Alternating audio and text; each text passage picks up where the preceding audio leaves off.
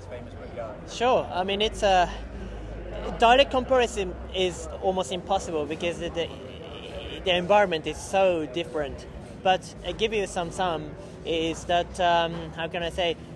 For example, Indianapolis is just the place for the mud racing. So the atmosphere here is just fantastic. Even F1, we got 100,000 people over there, and just coming for the USGP as F1, things. It's just a big story, and it was fortunate that I have really had a great day in an F1 days here. That the circuit itself is it's not Spa-Francorchamps, it's not Monte Carlo. It's pretty open, flat.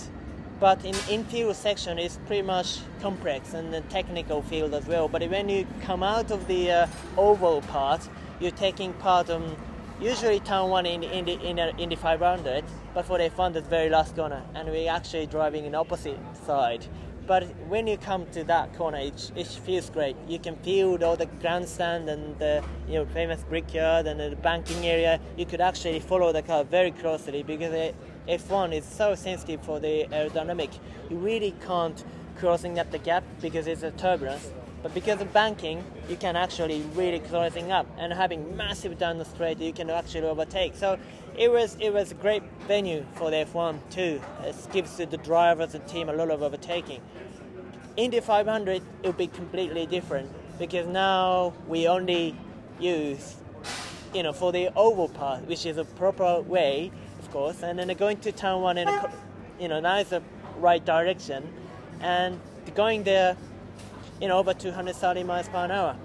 It's just so quick, and the car configuration is very different. F1 has got a massive wing on it, massive downforce, where here an IndyCar has got a super speedway air package, which is less drag, so you go fast, but you have such a little downforce, so you really grip limited going to the corner, which is again it's different from a Kansas, different from Formula One. Indy 500 for an IndyCar is very special. You are absolutely on the edge with 230 miles per hour.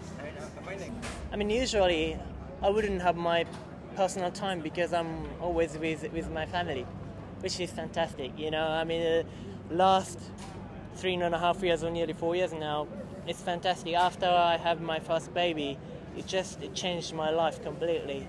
Used to be I could choose what I want. I've got my almost 24/7. The timing is absolutely concentrating on the racing, on and off time both.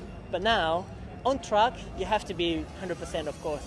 But off track, when you come home, I'm absolutely a family man. So I spend a lot of time with the kids, which is taking all my personal time off, but which is absolutely a pleasure. So I'm really, really pleased. In the last few years, I was sticking with my family very closely, almost every single minute, and it was fantastic.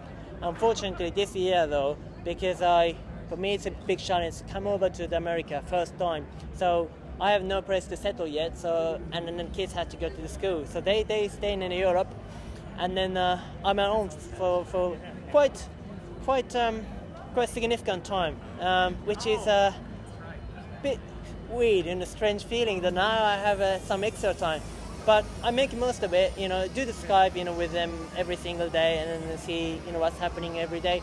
But apart from that, do the training stuff, and go to the shop, and go to the factory, and talking to the engineer, and you just prepare for the racing, which you really need because I got so much things to learn because it's a new series.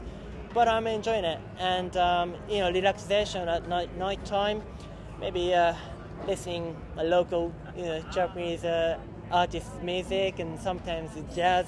That's really the great way to relax. Bit of a driving from the circuit to the home in a half an hour. Lotus Evora, fantastic time to relax, and I really enjoying my lifetime now.